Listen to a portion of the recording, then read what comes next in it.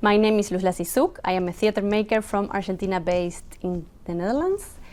For me, it's always difficult to define myself as an artist, but I feel that saying that I am a theater maker is a good way to define what I do, because it implies different layers. So I am a dramaturg, I can write pieces, I am also a director, I can create pieces text-based, but I also lately I am creating pieces that are more experiences for the audience to participate.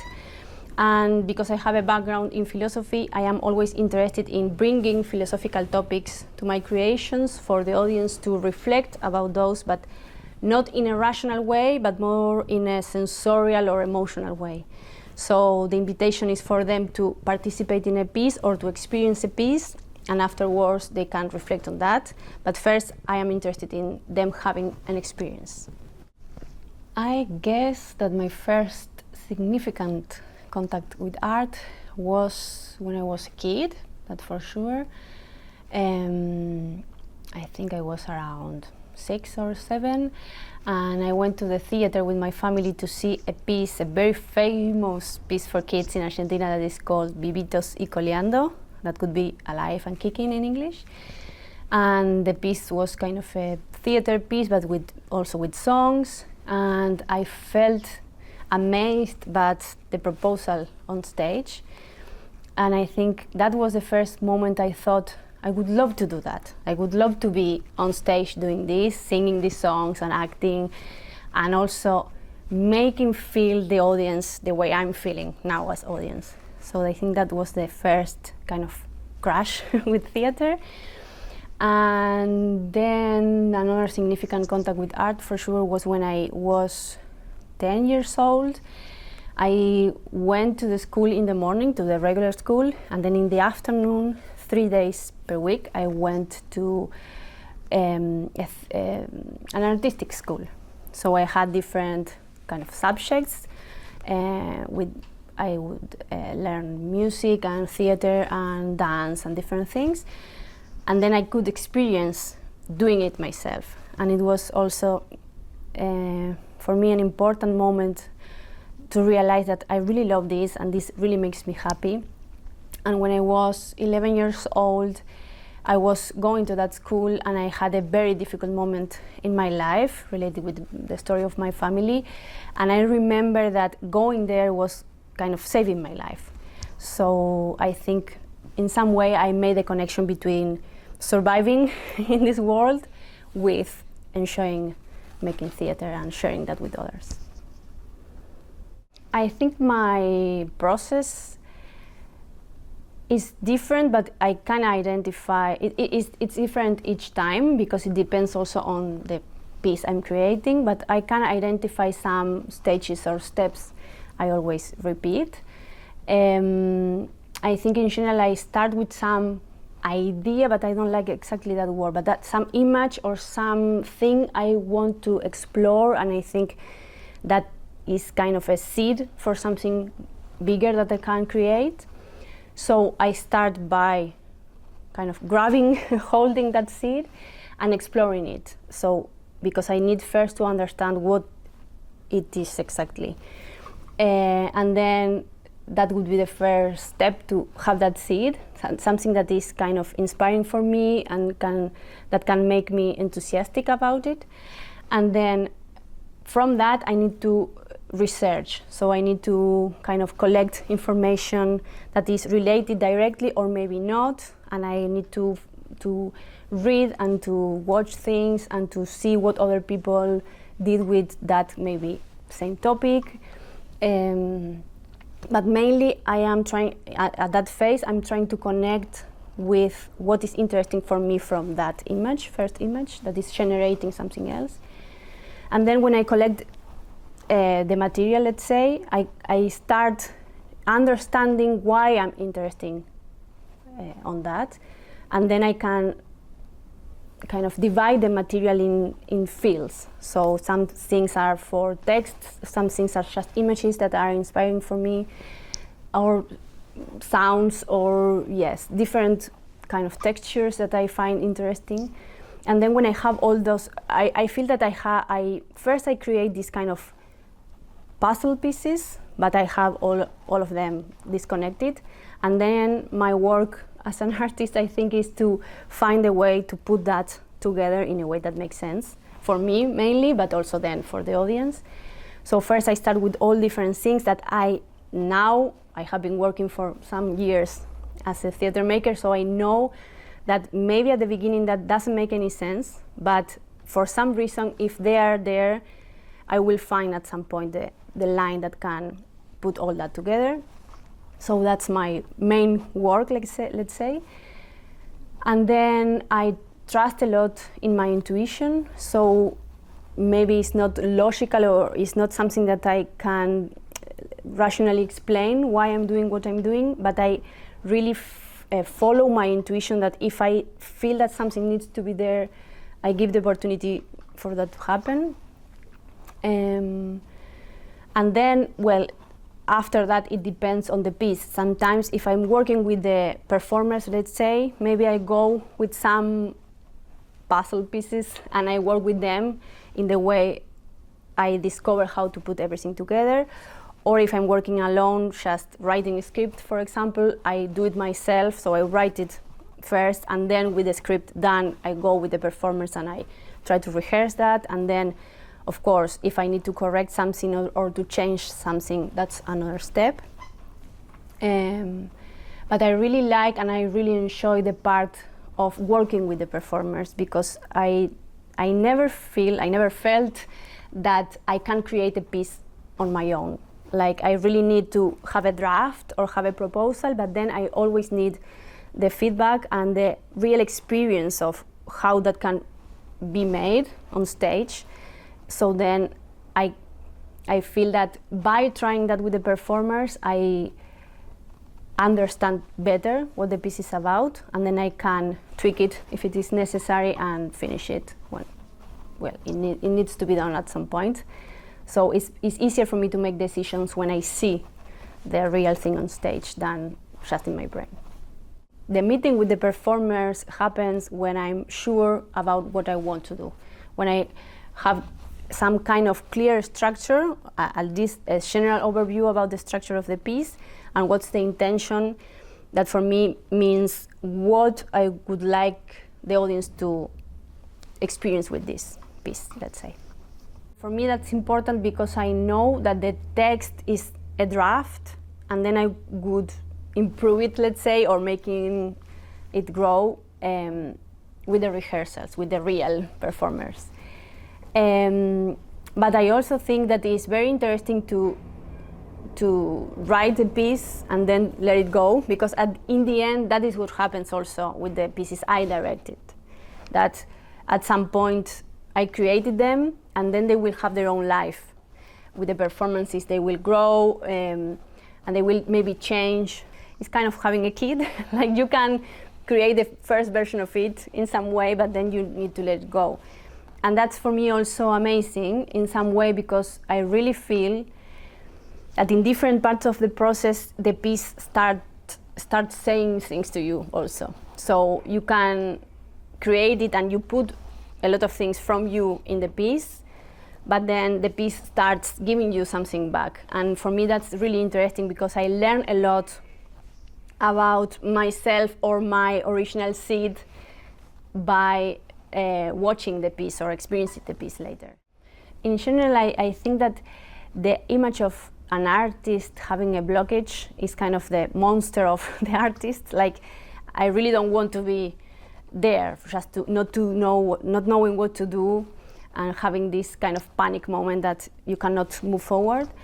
I have the feeling that I'm not sure if I experienced that, at least in that way. Of course, sometimes when I'm creating a piece, there are some moments when I don't know what to do, but I really feel that that is part of the process, because if I would know everything from the beginning, maybe I wouldn't do the piece. So for me, creating a piece is a process of discovering, and if I don't have something to discover, it's boring or it's not interesting for me.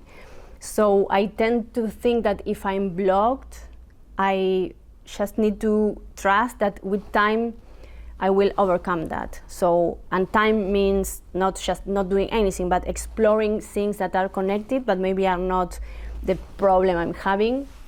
So, yeah, I don't know how to solve the end of the piece or how to solve a part of the structure that is not working. So I will first focus on what is working, because mainly that will tell me at some point what's the next step. So I really trust in the process that first I give things or give information to the piece, but at some point I need to trust that the piece is going to give me information.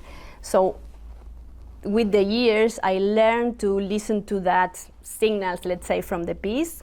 And I discovered, maybe this is too kind of magic, but I really like it, that the piece has all the solutions. It's just a matter of being perceptive to find the elements and the ways to connect them. Because it's like, yes, it's like this puzzle that I was mentioning before, that the solution is there even before you start putting the pieces together, but you need to discover how to do it.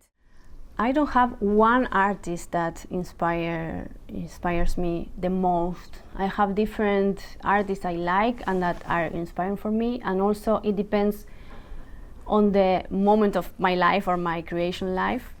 But I would say that someone from Argentina that was my teacher and also for me is very inspiring as a teacher and as a dramaturg is Mauricio Cartoon.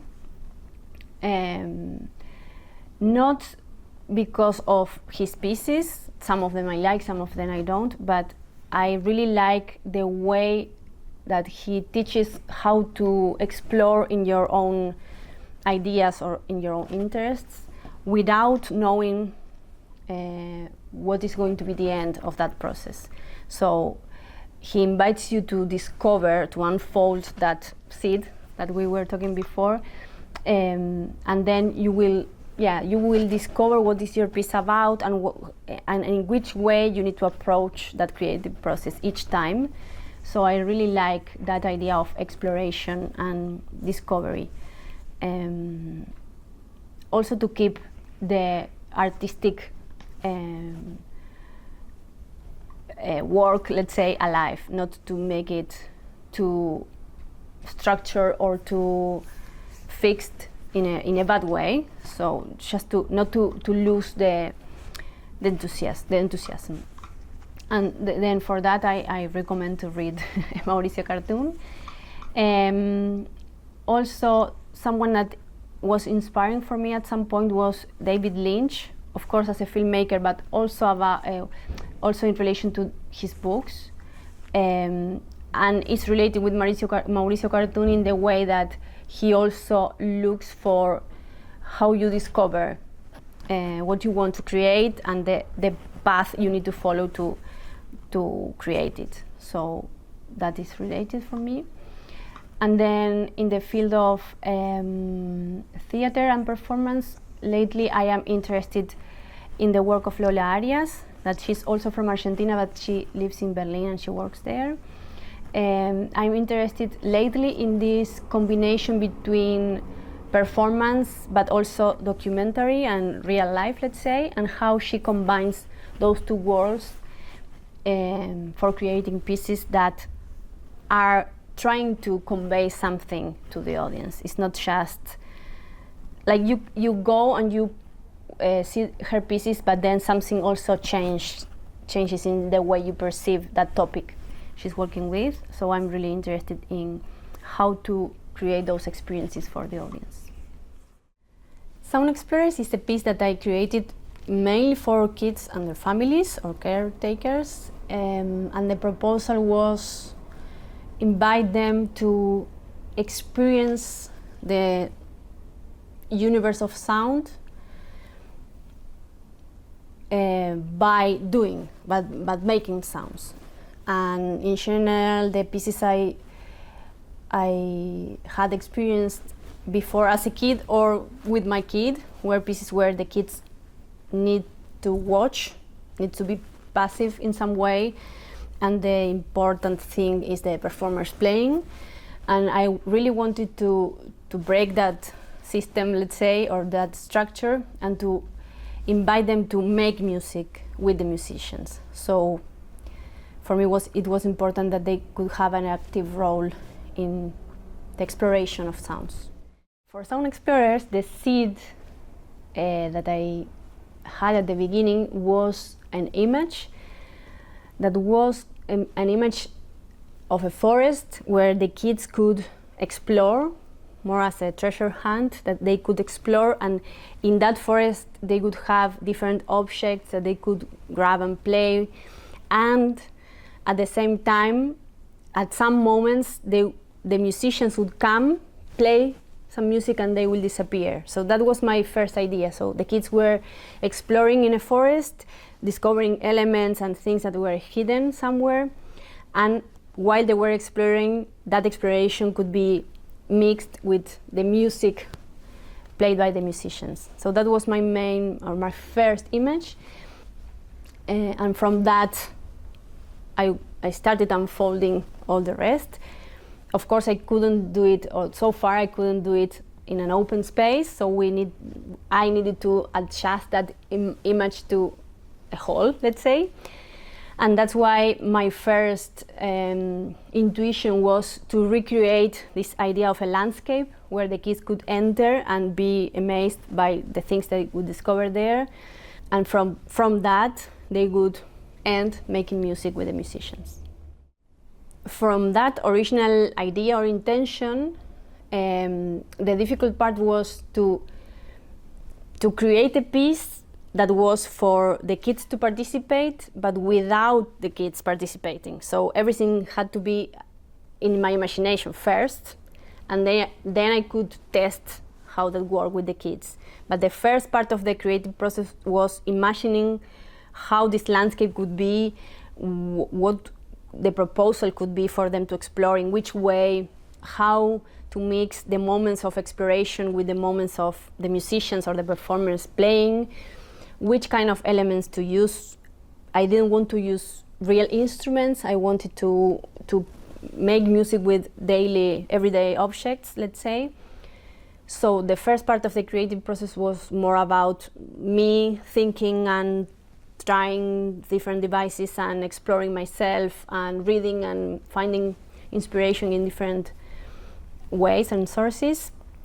And at some point I came up with a possible structure of different moments of the piece. I also had very clear from the beginning that I wanted to create some kind of progression from different sounds that they could discover till a final kind of musical piece that they could play.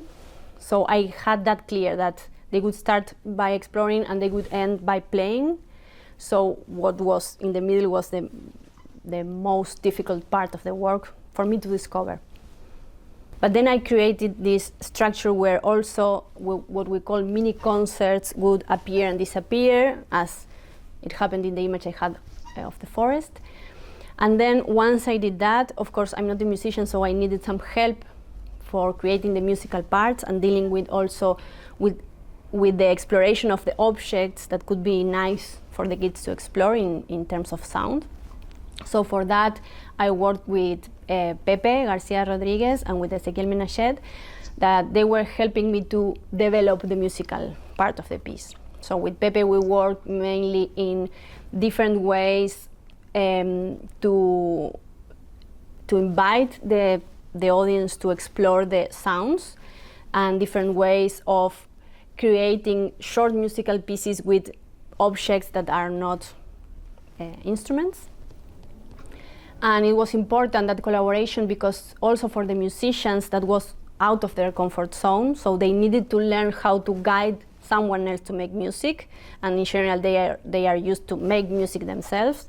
So it was another kind of skill they had to develop to guide kids to discover the magic of sounds.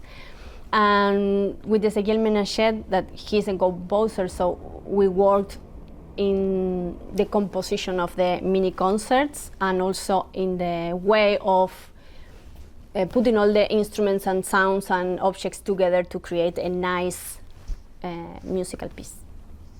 And then for the decor or for the set design, I had some ideas, but I also worked with Soledad Temporin, that she's a scenographer, and we worked a lot in I wanted to create 4 stations that are related with the objects we experience every day in our lives. So I wanted to create a station that was nature, another one that was related with what makes us human beings, that are more related with the world. Another station was the things that we can find in the house or the things that the human beings have created. And then the another station is the waste. So we needed to find a way to put all those stations together in a way that could be a landscape also to explore. And for that, Soledad Temporin helped me a lot, and she created everything with sustainable elements. Almost everything was handcraft. So we also wanted to convey the idea that it's not necessary to have really complex things or to buy things to make music. You can use whatever you have around. About the role of rituals, I am really interested in researching on that lately, but also I think from the beginning of my career, let's say, because first of all, I feel that going to the theater and experiencing a piece is a ritual, and it's a very important one for me, because it is still nowadays, when we can watch Netflix or we can go through our social media and so on, going to the theater is still a place where we can connect with each other, to experience something all together at the same time, and then later we can talk about what we saw.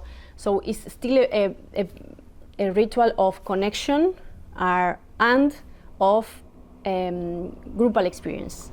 So for me, it's really important, and more is becoming for me more and more important, because everything apparently is tending to the individualization of the experiences.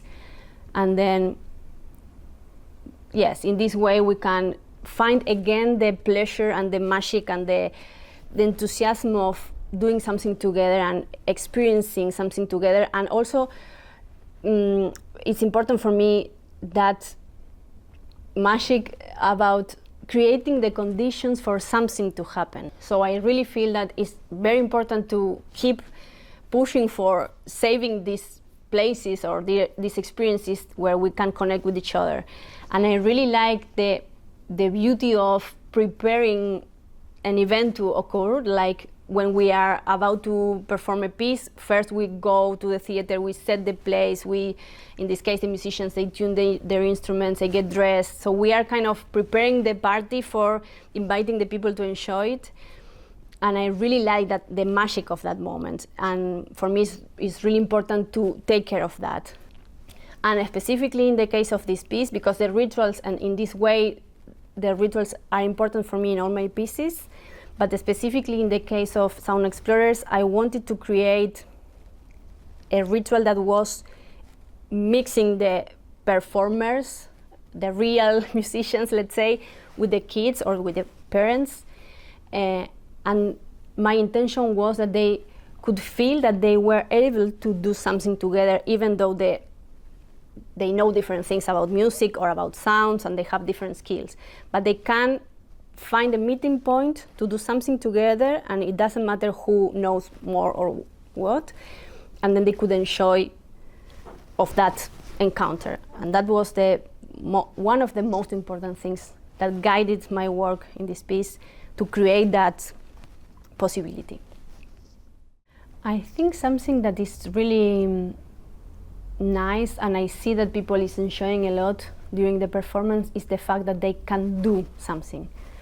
That they are invited to actively participate, and also that the piece is going to be built also by them.